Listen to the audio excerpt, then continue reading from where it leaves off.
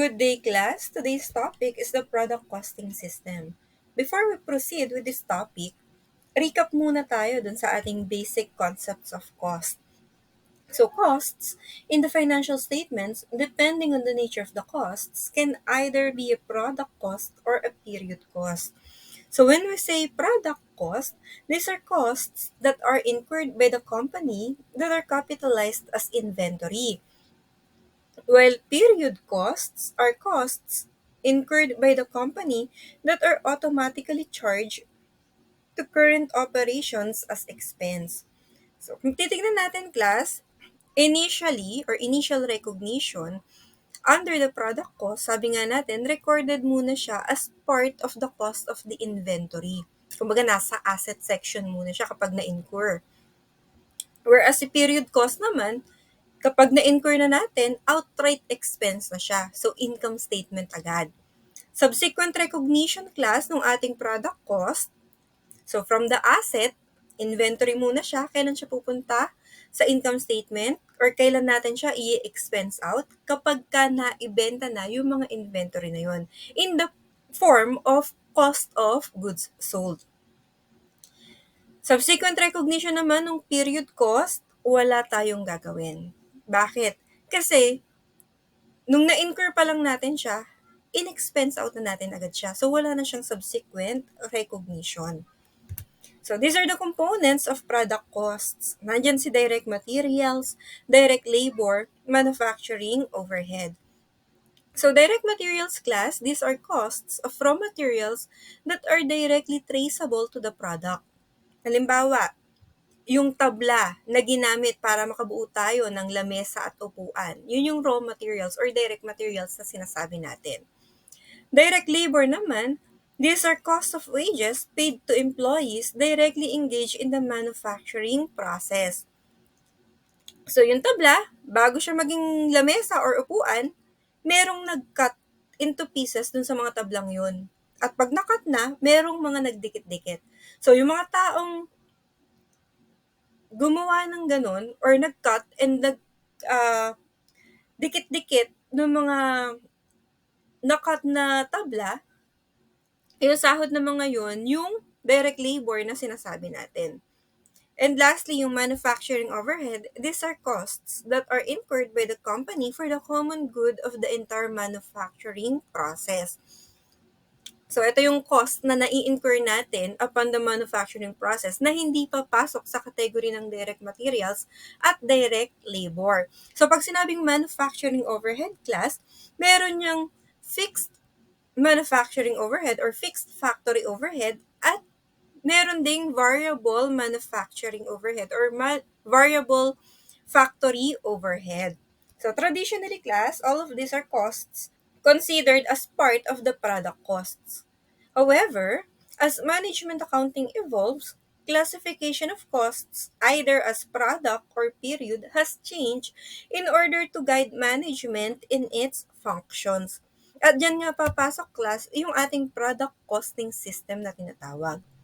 So, meron tayong tatlong product costing system. Nandyan si absorption, si variable, at si throughput costing. So, si absorption costing class, other terminology for this is full costing. Pwede rin conventional costing, pwede rin GAAP or PFRS costing. Okay?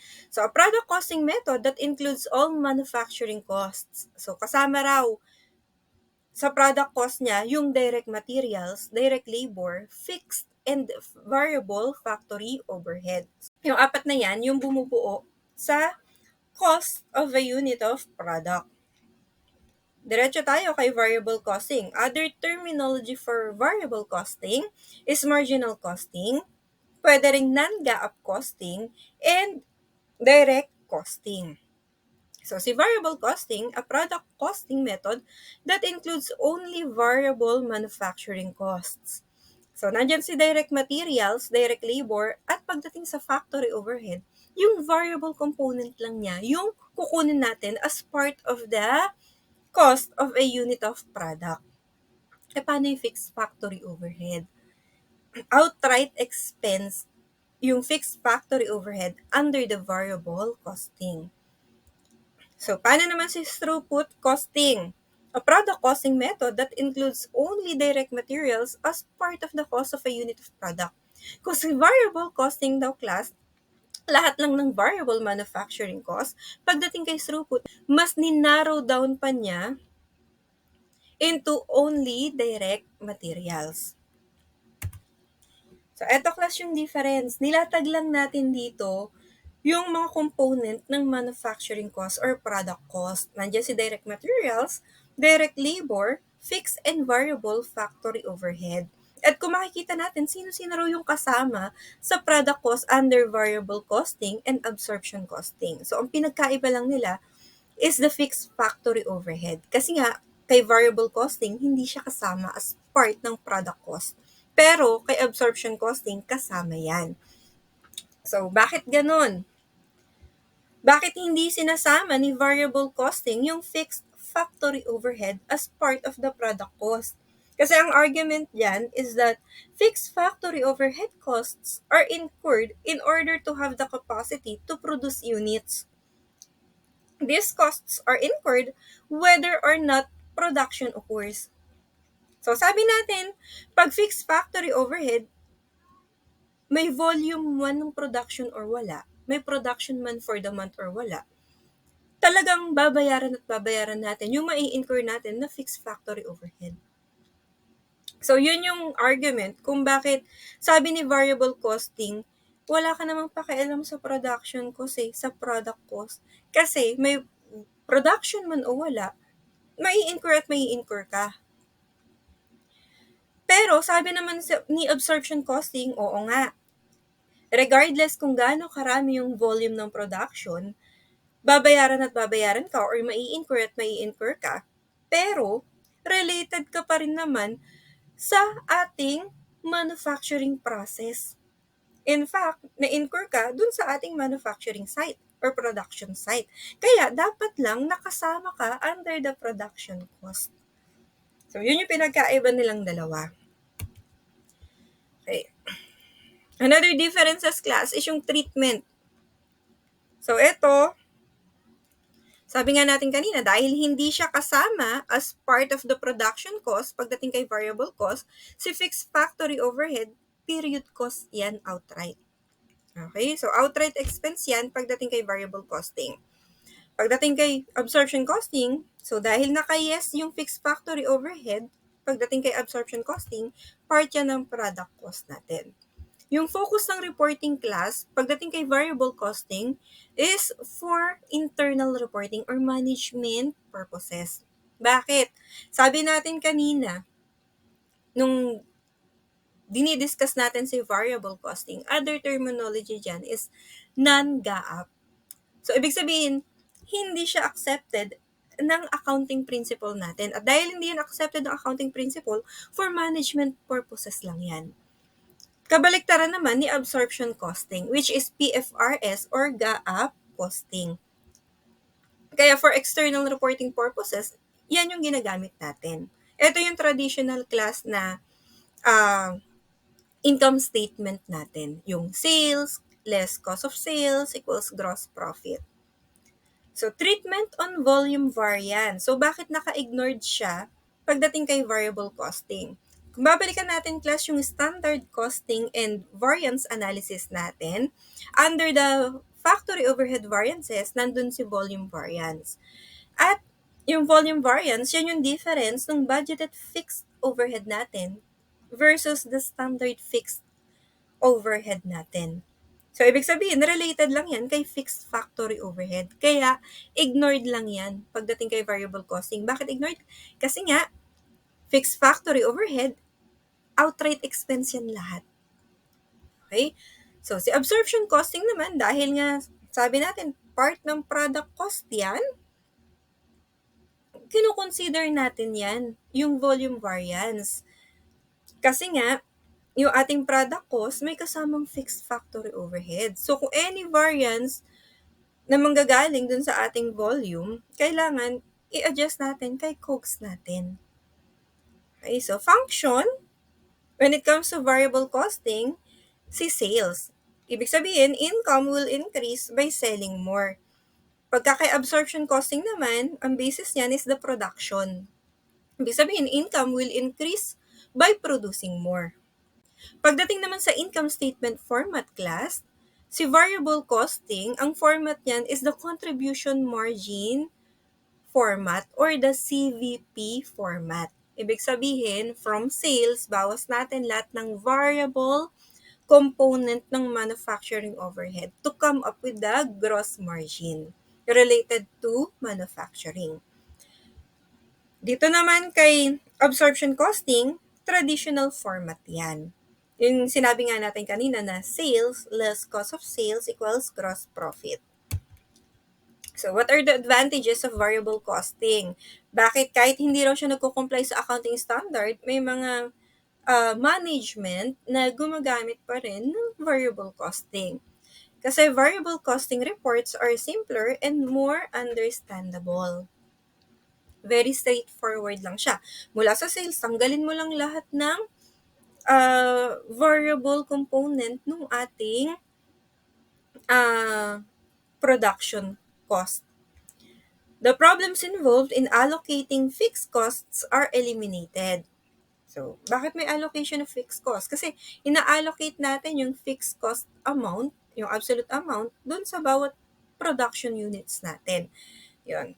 So, dahil nga hindi na raw, pagdating kay variable costing, hindi na raw kasama si fixed factory overhead dun sa ating production cost. So, ano pang reason para i-allocate yung fixed cost dun sa bawat units produced? Data needed for break-even and CVP analysis are readily available. Bakit readily available? Kasi sabi nga natin, kung babalikan natin yung kanina, income statement format niya is the contribution margin or the CVP format. Okay? Variable costing is more compatible with the standard cost accounting system. And lastly, variable costing reports provide useful information for pricing decisions and other operational problems encountered by management. So, kung may advantages, meron ding disadvantages. So, nangunguna na dyan, class, yung reason na si variable costing hindi siya in accordance with GAAP or accounting principles. Hence, it is not acceptable for external reporting. Another disadvantage is the segregation of costs into fixed and variable might be difficult. Kasi kung kay absorption costing, lahat ng factory overhead, regardless kung fixed or variable, papasok yan dun sa ating COGS. Pero, pagdating nga kay variable costing, kailangan ihiwalay mo muna yung fixed component at yung variable component. The matching principle is violated as it excludes fixed factory overhead from product costs and charges the same as period costs regardless of production and sales. So with variable costing, inventory costs and other related accounts such as yung working capital, current ratio, and acid test ratio are understated because of the exclusion of fixed factory overhead in the computation of product cost. So dahil binawasan natin yung product cost na papasok sa inventory natin, sa cost ng inventory, tinanggal daw natin si fixed factory overhead. So mas lumiit yung ating product cost. At pag mas lumiit yung product cost, mas liliit din yung cost ng inventory natin. Eh, di ba, yung inventory kasama sa working capital ratio, kasama sa current ratio, kasama sa acid test ratio. Kaya understated daw yung mga yan under variable costing.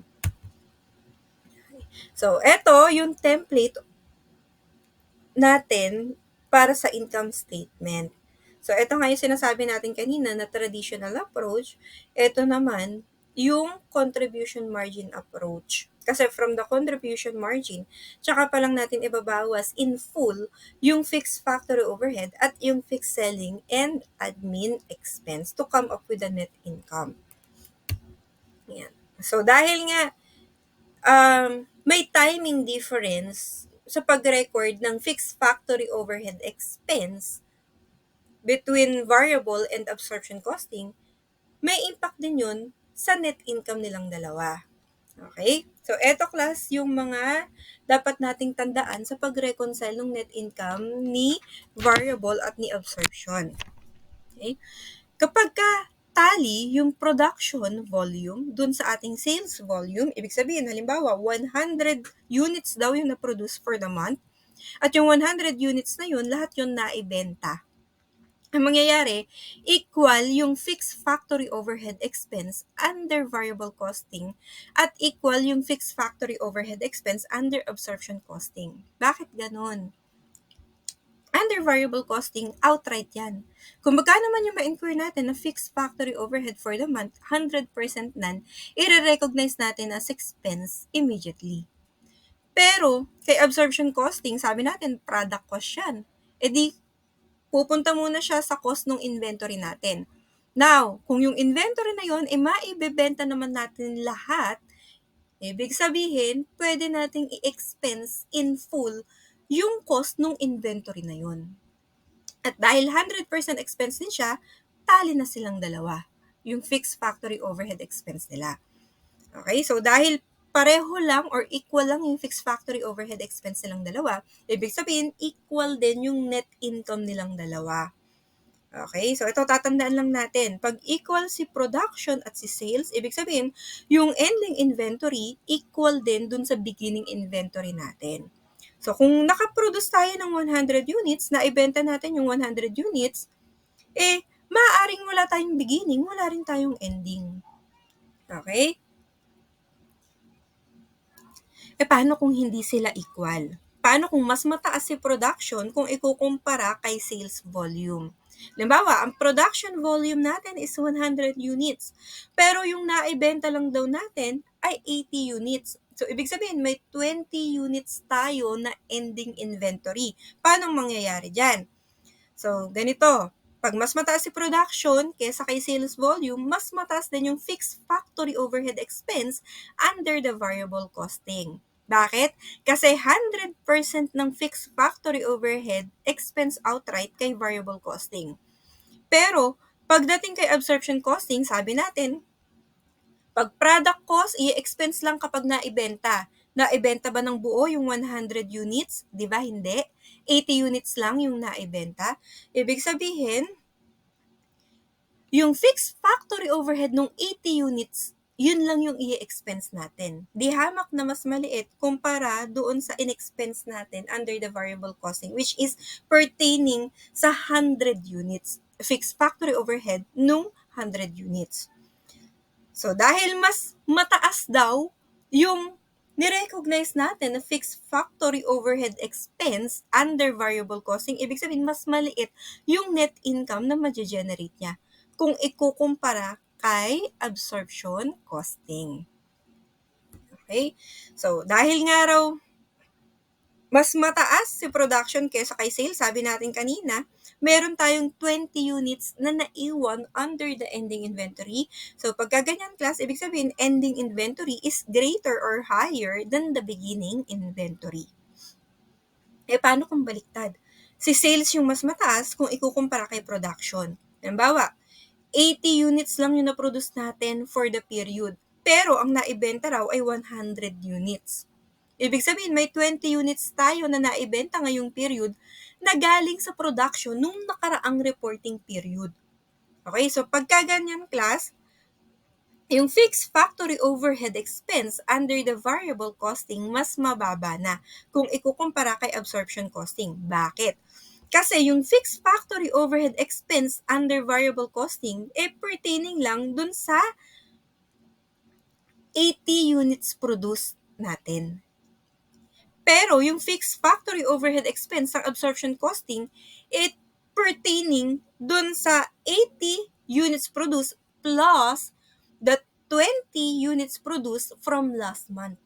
Ano yung 20 units produced from last month? Yun yung beginning inventory natin na ngayon lang naibenta. Kaya ngayon lang siya in-expense out under absorption costing. So, yun yung reason kung bakit mas mababa raw yung fixed factory overhead expense under variable costing kapag mas mababa yung production compared to sales.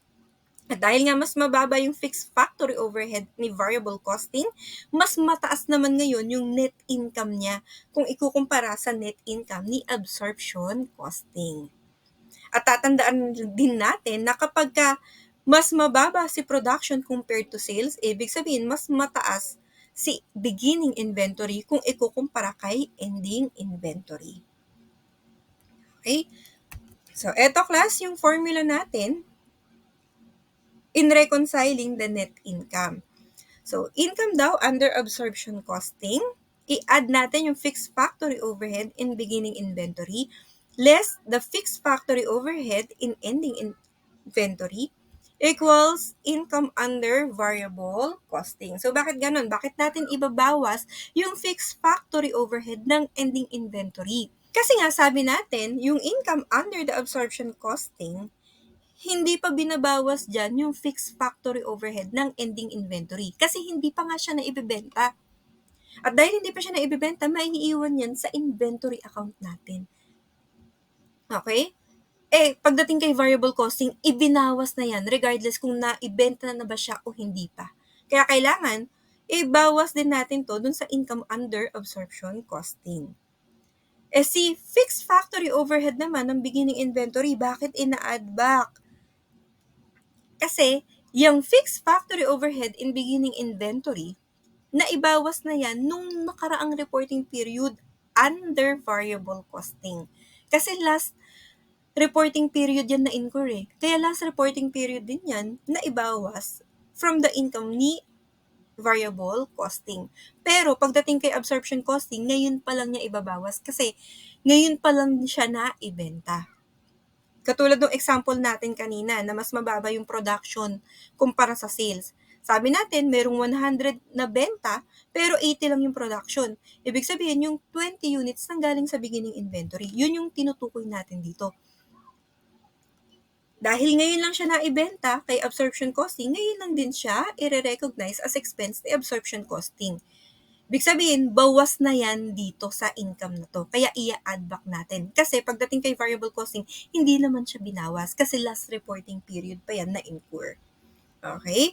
So, kung isi-simplify pa natin tong formula na to, class, change in inventory multiplied by the fixed factory overhead per unit, yun na yung change in net income. Bakit change in inventory? Kasi kung tatanggalin natin tong dalawang income na to, ang ititira natin is yung fixed factory overhead in beginning less the fixed factory overhead in ending inventory. Di ba yun din yung change in inventory na tinutukoy natin? Times lang natin doon sa fixed factory overhead per unit.